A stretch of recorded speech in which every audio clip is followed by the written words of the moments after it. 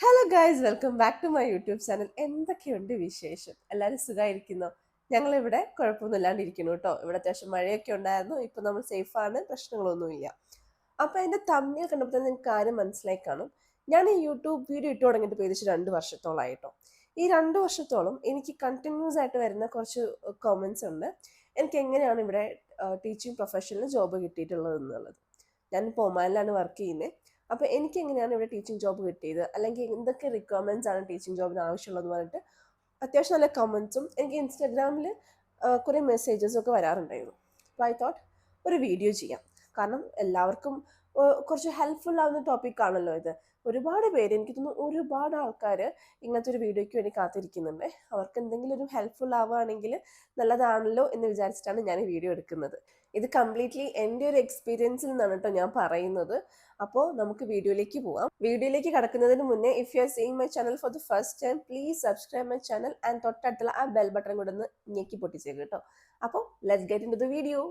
Middle ഈസ്റ്റിലെ ഏറ്റവും safest country ആണ് കേട്ടോ ഒമാൻ. ഒരു ഫ്രണ്ട്ലി വർക്ക് ലൈഫ് അറ്റ്മോസ്ഫിയർ ആണ് ഒമാനിൽ ഇത്. ഒമാനിൽ പബ്ലിക്, പ്രൈവറ്റ് ആൻഡ് ഇന്റർനാഷണൽ സ്കൂൾസുകളുണ്ട്. അതുകൊണ്ട് തന്നെ ഇംഗ്ലീഷ് സ്പീക്കിംഗ് ടീച്ചേഴ്സിന് ഇവിടെ ഒരുപാട് ചാൻസസ് അവൈലബിൾ ആണ്. ഏതൊരു ജോബ് നമ്മൾ അപ്ലൈ ചെയ്യുന്നതിന് മുന്നേയും നമ്മൾ അതിന് ക്വാളിഫൈ ആണോ എന്ന് നമ്മൾ അറിയണമല്ലോ.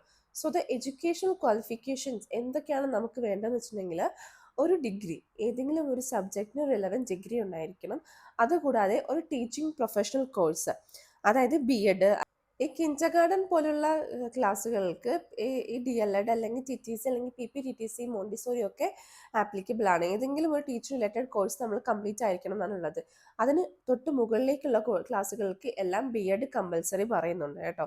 ഇപ്പോൾ BEd ഉള്ളവർക്ക് KGക്കും അപ്ലൈ ചെയ്യാവുന്നതാണ്. ചില ഇന്റർനാഷണൽ സ്കൂൾസിൽ IELTS കമ്പൽസറി പറയുന്നുണ്ട്. അതിന് ബാൻഡ് 6 ആണെന്ന് തോന്നുന്നു.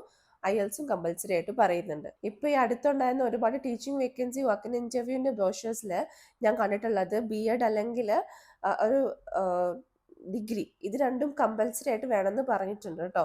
അപ്പോൾ ഇത് രണ്ടും ഉള്ളവർക്ക് എന്തായാലും അപ്ലൈ ചെയ്യാം. പിന്നെ ചില പോസ്റ്റുകൾക്ക് പോസ്റ്റ് ഗ്രാജുവേഷനും പറയുന്നുണ്ട്. സോ BEd, പോസ്റ്റ് ഗ്രാജുവേഷൻ അല്ലെങ്കിൽ ഡിഗ്രി ഒക്കെ ഉള്ളവർക്ക് ഉറപ്പായിട്ടും ഈ ടീച്ചിങ് വേക്കൻസിയിലേക്ക് അപ്ലൈ ചെയ്യാൻ പറ്റുന്നതാണ്.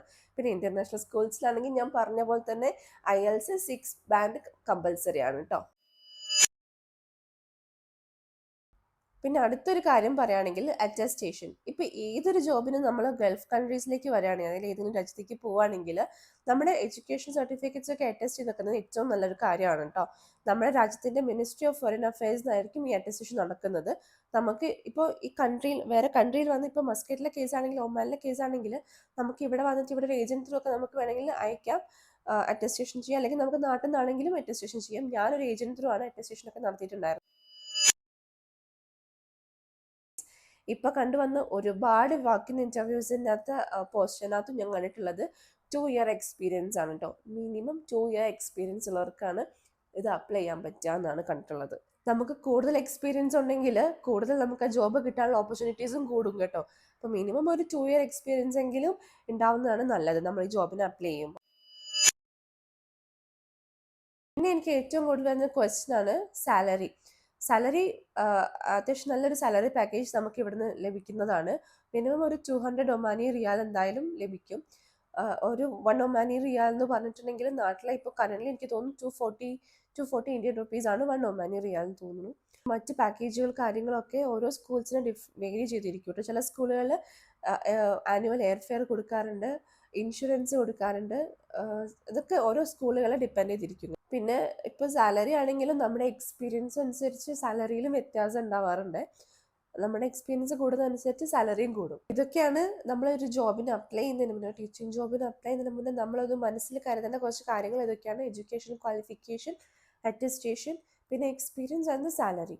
ഇത്തരം കാര്യങ്ങൾക്ക് നിങ്ങൾക്ക് ഏകദേശം ഒരു ഐഡിയ കിട്ടിയെന്നും ഞാൻ മനസ്സിലാക്കുന്നു. നിങ്ങൾക്ക് എന്തെങ്കിലും കൂടുതൽ അറിയണമെന്നുണ്ടെങ്കിൽ please do comment, or directly you can message me in my Instagram account. ഞാൻ ലിങ്ക് താഴെ കൊടുത്തിരിക്കാം. So if you found this video helpful, please share, like and subscribe my YouTube channel. അപ്പോൾ okay, bye.